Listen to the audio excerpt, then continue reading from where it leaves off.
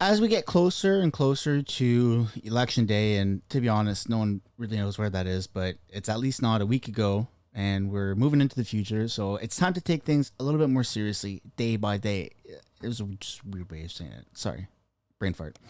I recently interviewed Maxime Bernier. I will be uploading that video sometime this upcoming week. I do have sponsors for some awesome videos coming up, so stay tuned for that.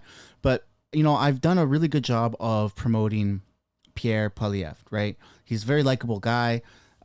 He's relatable. He seems like the common guy, but he's also been a politician for a really long time. And so you have to be careful of people that are very likable right off the get-go, that have that kind of charm. Because to be honest, Trudeau did that for a lot of people, and look where we are, right? I'm not saying I'm against Pierre. I'm not saying I'm pro Pierre right now. I'm just saying that I still have not filled out my conservative leadership ballot. I took the papers out. I opened the mail for the first time, and I haven't voted on who I want to win the conservative, on who my first and second and third vote would be for conservative leader, right? And I know it's not federal, but still, there's more than meets the eye to Pierre, I think. And so we're gonna watch one of his videos, and we're gonna dissect it a little bit. And look, I know Pierre has a very strong fan base, and a lot of people do like him. And I'm not saying I don't like him. I'm reiterating something I just said a minute ago. I'm not saying I don't like him. We're just going to analyze what he's saying, and we're going to break things down. That's all we're doing. So, you know, if you're new here, subscribe, turn the post notifications on, like the video. That's all really appreciated. And if you'd like to take a step beyond that and support the channel, I do have a signed Mr. Speaker canvas hanging up behind me. It's 8x10 canvas. Link for that is down in the description. Follow the Etsy path. And it's also beaded bracelets handmade by my pregnant girlfriend and myself. All right, enough of the plug. Here we go. This is Pierre's video, Liberals Attack Our Farmers with Higher Taxes. All right, I'm here with the Prairie team that's standing up for Western Canada. In fact, standing up for all Canadian rural people and for all people who like to eat. Here we have farm fields behind us. You see those? You see that beyond there? There's a train. Now that train is using diesel. Probably not as much diesel as the Prime Minister's private jet, but... Makes sense. Take a cheap shot at Trudeau. I do it all the time, right? Nothing wrong with that. That is probably transporting a number of essential goods and food, including food, and the carbon tax is raising the price of that food.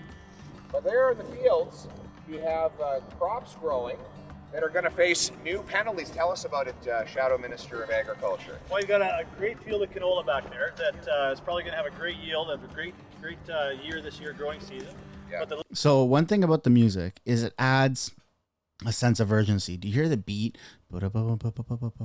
It's got a beat. It's got a tempo that feels like it adds a sense of urgency, and Pierre's fulfilling that sense of urgency. And so automatically this video makes it seem like Pierre is completing something, even though he's just talking, because he's filling that void of that rapid beat. It's just a video tactic, right? Nothing wrong with it. Nothing wrong with it. But it does enhance his public speaking appearance, because it does make it seem like, you know, he's in a movie or something like that. the Liberals are going to force Canadian farmers to use 30% less fertilizer by 2030. What that's going to do is farmers are going to be forced to use less fertilizer, yields are going to go down, and food prices are going to go up, and farming is going to be less economically sustainable. But we can just get all our food from foreign countries, right? Right, we'll be importing by that train. What's she laughing at? It's kind of, she's just laughing at everything. There's a train back there. Food's going to go up. What's happening? Going the opposite direction, bringing in food from the United States, Brazil, Mexico, rather than us being able to grow it right here in a sustainable fashion while supporting local businesses and local communities. Okay, but we can't, the thing is that we don't have the agriculture capacity to grow year round in Canada. It gets too cold. So we have a limited opportunity, a limited window of opportunity to grow certain foods here. And we can't just grow everything all the time. It's very important to have allies and have, trade deals with other countries to build those relationships to get foods and goods that they have and that we don't have. We pay a fee, and then vice versa, right? Like how many countries have the amount of maple syrup that Canada has? You know what I'm saying? And so the same thing, like, we don't have coconuts here, right? We don't really have avocados. That's all in California and Mexico.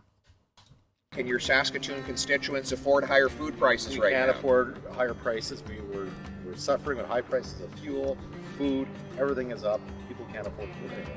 And Senator from Regina? Okay. I don't like how it's becoming a thing to just use buzzwords to get everyone's attention. We can't afford to live anymore. Is that what he just said? People can't afford food anymore. People can't afford to live in. People, you see that subtitle? People can't afford to live anymore because our grocery bill is an extra $300 a week for a family of 3, 2 adults and a child. Our mortgage just came up for renewal, and we're paying, we used to have a 3% mortgage, and now we have a 5.5% or 6% mortgage. Like actual facts instead of just buzzwords, right? We're losing all our freedom. Tyrannical Justin Trudeau, total control. We're going to eat bugs. See how easy that is, right? Like, let's get actual percentages and actual facts, not just buzzwords that get people triggered and fired up. Let's be a little bit more realistic and have a bit of more of a educational approach to this stuff. That's what I don't like about Pierre, is he's saying, he's in other videos, he said that he's going to reduce taxes. Well, okay, but by how much? Like, give us a number in which you're trying to achieve, right? Everyone wants more money, but if they know how much money that they could potentially save, like an actual dollar figure, then they're way more likely to vote for you, and they're way more likely to respect your policies. I'm going to reduce taxes. I'm going to make food cheaper. I'm going to make housing cheaper. We're going to build more. I'm going to make gas cheaper. But by how much, Pierre? By how much, right? I can do this stuff. I can do this stuff all day. Let's get real with our numbers, please. And Senator from Regina, folks are paying too much for food, for fuel, and for everything else. For everything. And you're from rural Canada. Again, folks are paying too much for everything. But how much are people paying? Like, gas has gone up, 20% in the past 6 months. Mortgages used to be, at the peak of COVID, mortgage rates were 0.5%. And now prime, or whatever it is with the big 5 banks, is 5.75%. And in order to pass, and you don't just jump in there and qualify for 5.75% mortgage, you have to pass a stress test, which is 2% above the prime mortgage rate of 5.75%, which brings it just under 8% at 7.75%. And that's best case Ontario. That's the absolute best case. A lot of people wouldn't actually qualify for that, so they're doing a stress test at 8.5%, maybe 9% for a house, right? That's ridiculous. For a house, you have to pass that, right? So qualifications for mortgages are just unattainable, and because of the rising costs of mortgages, right, and people's renewals, that means that landlords are now having to try and increase their rent to their tenants by an X amount of percentage of which their mortgage has increased. And a lot of people can't do that because there's tenant laws. So now they're asking their tenants if they can increase rent, and that puts tenants in a tricky situation, because if someone who's playing God with your life says, hey, I know I'm providing a house for you and you're renting it, but I really need an extra $600 for rent moving forward, can you do that? You almost feel like if you don't comply, you're going to lose your house, right? There you go, Pierre. Did your freaking job for you, pal. All right. In Estevan, for a time when you were a lawyer, our small towns have been devastated by the anti-agricultural policies of this government. Are we going to fight back? Absolutely. We need to fight back. You're the one fighting back, and our whole team here is, and that's what we need to do. Make sure that we get rid of Trudeau. The first step, elect you, get your ballots in. That's how you make it happen. Thank you, Andrew. Are people of Regina ready to fight back? This is fast food. This is equivalent, and I know McDonald's is one of the most popular restaurants in the entire world, right? But this is fast food, right? We need to get Trudeau out and get you in. Again, there hasn't really been any tangible evidence as to how he's going to approach a lot of these policies. Well, percentages, bro, give us a number. I want to latch on to, if I vote for you, you're going to decrease fuel costs by 20% of wherever it is, because you're going to cut federal taxes and you're going to put pressure on provincial taxes to be lowered. I don't know if they're fed up. They don't want this new attack on what they actually feed them. And you know, it's one more thing that is so frustrating, because our farmers in Western Canada, all over this country, have already done so much. You know, they moved to zero till. They don't use a drop of fertilizer that they don't need to. Right. And yet this Trudeau government is punishing them yet again and not giving them any credit for all the advancements they've already made. And look, we need to make advancements. We need to make stuff in Canada. There's Brant right behind you. They manufacture heavy equipment, including for farmers. They do manufacturing right here in Canada. We want to lower their tax burden and their red tape so that they can build By more how stuff much? here.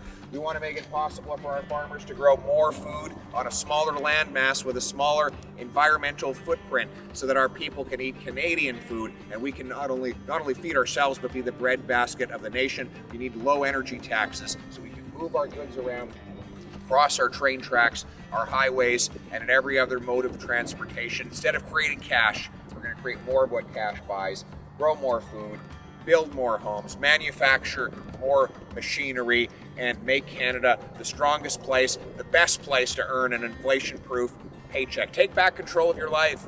Help us make this happen. Let's make Canada the freest country on earth.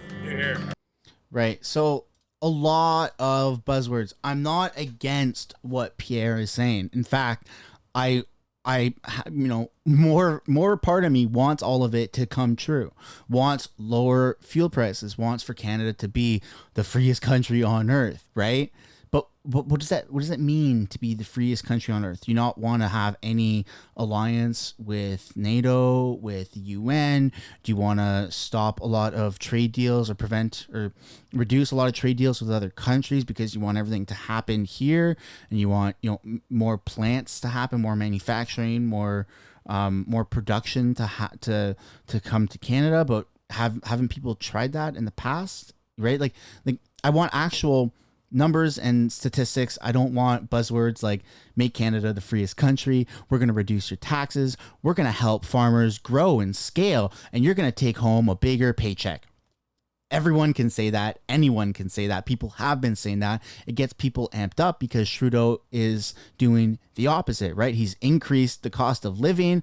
Everything that Trudeau's done over his career, I suppose, but over the past few years specifically, has been anti what people really want or could benefit from, right? Like he's taking more money from us, and then he's gallivanting around saying you need to change your life, but I don't have to, right? And that's a huge issue with Trudeau, is the hypocrisy and stuff like that, right? You have to wear masks, but then he doesn't wear masks, so he's a very hypocritical politician and person. And Pierre doesn't seem to be that way. But again, right, we need real numbers, because are you going to reduce gas by 2 cents and say, look, guys, I did it. I did what I said I was going to do. No one asked how much, by what percentage. So here we are, we're asking, and we're going to start to be way more critical of politicians and their speeches and their policies, because, hey, look, we're growing, right? I started this channel off not really knowing much about politics. Now I have a very invested interest in what's happening in my country, especially now that I have a child on the way, right? 70, 80 days away from holding my daughter in my hands. And I want to know more of what's happening, and I want to actually latch on to real policies, to real ideas, real tangible things that can make a difference instead of, again, buzzwords. So thank you so much for watching today's video. Don't forget to like and subscribe if you haven't already. Turn those post notifications on to help fight against YouTube suppression, and I guess Canadian suppression too, because Bill C-11 is and could be in effect at any time. So thanks so much, and we'll see you in the next one.